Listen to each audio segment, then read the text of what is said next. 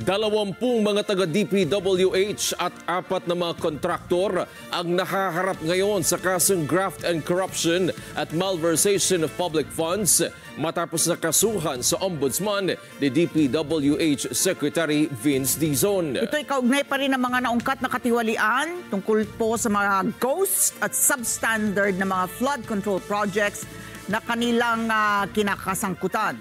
Inihayag naman ni Senador Ping Lacson na minadali ang pagsasampa ng kaso para magkaroon ng batayan ng Anti-Money Laundering Council o AMLAC na ma-freeze ang assets sa mga dawit sa anomalya.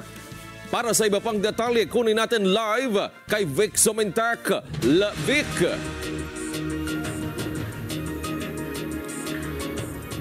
Sa ikinatuwa ni the Public Works and Highways Secretary Vince Dizon ang pagbuo na ni Pangulong Ferdinand Marcos Jr. ng Independent Commission na siyang magsasagawa ng malalimang investigasyon sa mga anomalya sa mga flood control projects ng pamahalaan dahil yung dating pressure kung saan siya ang nagsasagawa at nangangalap ng mga ebidensya, ito ay gagampanan na ngayon ng binuong Independent Commission.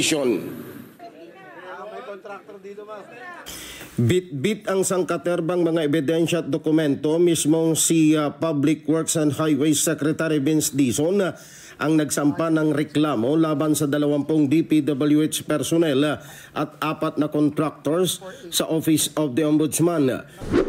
Kasong paglabag sa Republic Act 3019 o Anti-Graft and Corrupt Practices Act at violation of Article 217 ng Revised Penal Code o malversation of public funds. Laban sa 20 opisyal at tauhan ng Department of Public Works and Highways o DPWH Bulacan 1st District Engineering Office at 4 na contractors na sangkot sa maanumalyang flood control projects ng gobyerno.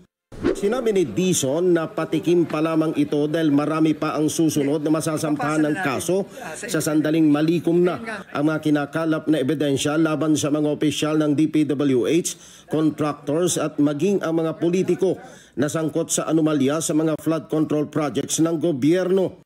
Simula pa lang po ito, habang po wala pa ang Independent Commission na itatayo pa lamang ng ating Pangulo, ang DPWH po muna ang magfa-file ng mga complaint na ito. At marami pa pong mga complaint sa mga susunod na linggo.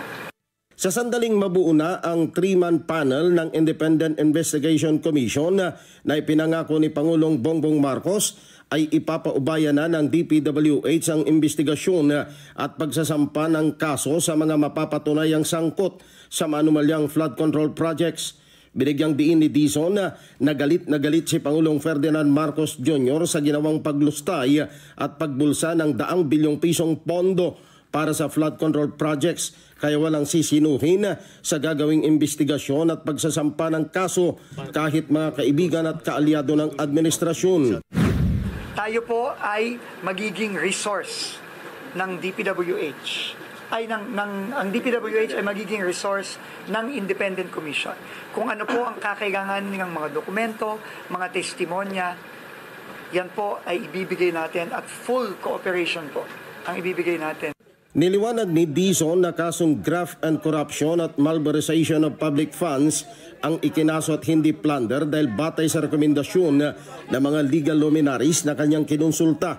Mas madaling patunayan ang kasong graft and corruption at malversation of public funds kaysa plunder na may parehong bigat ng parusa.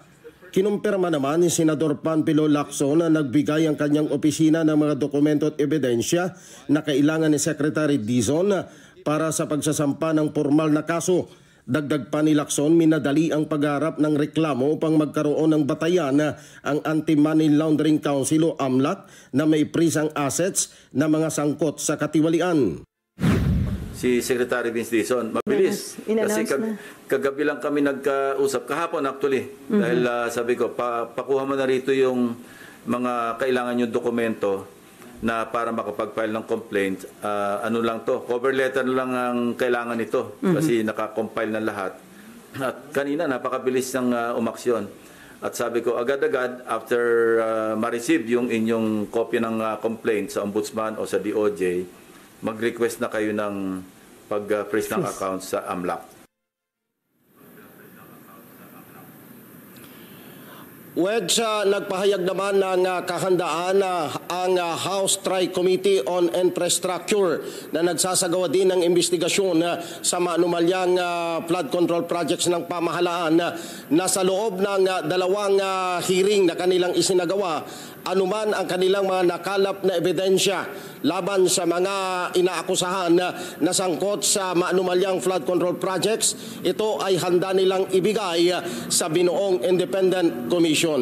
Balik sa inyo, Wedge. Okay. Vic, nabanggit mo dito sa iyong report na kailangan muna na masampahan ang kaso, hindi ba, bago ma-freeze ng yung kanilang mga asset at magkaroon ng batayan yung AMLAC. Paano kung bago pa man sila masampahan ng kaso, naisalin at nailipat na yung kanilang mga asset sa ibang mga pangalan? Yun ang magiging problema, pero bahala dyan ang investigating body dahil mayroon silang gagawing remedyo, dahil mayroon namang paper trail o kaya ma-trace naman yan kung nagkaroon nga ng withdrawal doon sa kanilang mga bank accounts. Dahil ang pupunterihan dito ng AMLAC, yung kanilang mga bank account, Wedge. Alright, maraming salamat. Yan po ay si Vic Sumintak, nagbabalita live.